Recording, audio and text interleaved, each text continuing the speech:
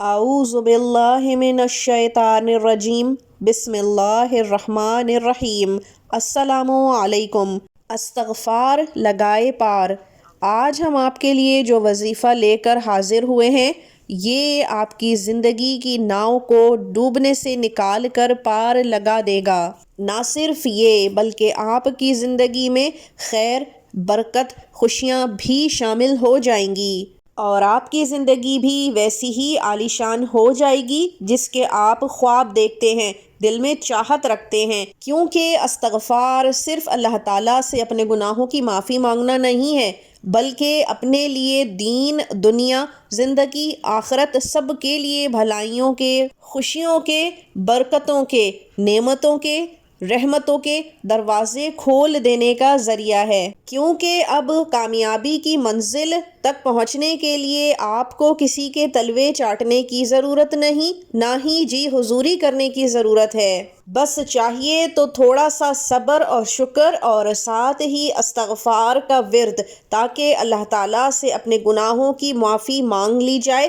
انسان خطا کا پتلا ہے، لہٰذا یہ تو کوئی کہہ ہی نہیں سکتا کہ کسی سے بڑے یا چھوٹے گناہ سرزد نہ ہوئے ہوں۔ اللہ تعالیٰ معافی پسند کرتا ہے اور معافی دینے میں بہت جلدی کرتا ہے، بس انسان ہی رستہ بھٹک جاتا ہے۔ یوں تو استغفار کئی طرح کے ہیں، صرف استغفر اللہ سے لے کر سید الاستغفار تک بہت سارے استغفار ہیں، سب ہی کا مقصد ایک ہے کہ اللہ تعالیٰ سے اپنے گناہوں کی معافی مانگی جائے اور آئندہ گناہوں سے بچا جائے۔ بے شک اللہ تعالیٰ انسان کو بار بار موقع دیتا ہے، بس دیر اس چیز کی ہے کہ انسان سمجھ لے اور اللہ تعالیٰ کی طرف رجوع کر لے، پھر چاہے صرف استغفر اللہ ہی کا ورد کرتا رہے، اللہ تعالیٰ سے نزدیکیاں بڑھنے لگتی ہیں، اللہ تعالیٰ کا قرب حاصل ہونے لگتا ہے، گناہوں سے خلاصی ہونے لگتی ہے اور ایسے انسان اللہ تعالیٰ کے نیک اور اچھے بندوں میں شمار ہونے لگتا ہے۔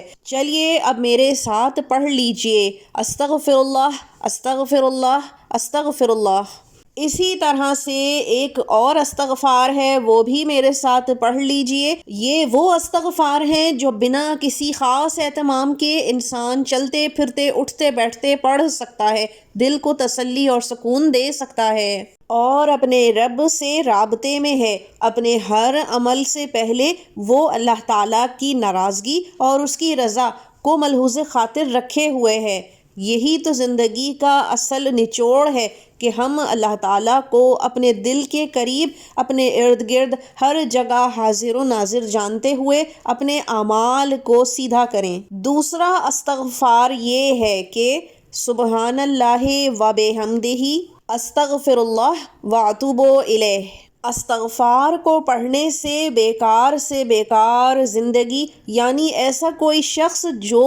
ڈپریشن میں جا چکا ہو، زندگی اس کی لٹ چکی ہو، خوشیاں برباد ہو چکی ہوں، جینے کا مقصد ہی نظر نہ آتا ہو، ایسے شخص کو بھی استغفار کا ورد زندگی کی طرف نہ صرف لے آتا ہے بلکہ اس کی زندگی کو خوشیوں اور برکتوں اور رحمتوں سے بھر دیتا ہے۔ بڑے سے بڑا مسئلہ، مشکل حل ہو جاتا ہے، پھر چاہے کاروبار میں بندش ہو، نوکری نہ ملنا ہو، شادی نہ ہونا ہو، اولاد نہ پیدا ہونا ہو، اولاد میں نرینہ اولاد نہ ہونا ہو، چاہے آپ کا کوئی بڑے سے بڑا دشمن آپ کو نقصان پہنچانا چاہتا ہو یا پھر سسرال سے آپ کو تنگی ہو، کوئی آپ کا دل دکھاتا ہو یا آپ کو بدنام کرتا ہو، یا پھر اولاد فرما بردار نہ ہو یا شوہر بات نہ سنتا ہو، کسی کام میں ہاتھ ڈالتے ہوں تو وہ خراب ہو جاتا ہو، یا پھر دنیا میں کوئی بھی مسئلہ ہو، استغفار ہر مسئلے کی چابی ہے جو اس کو حل کر دیتی ہے۔ میرے ساتھ پھر پڑھیے،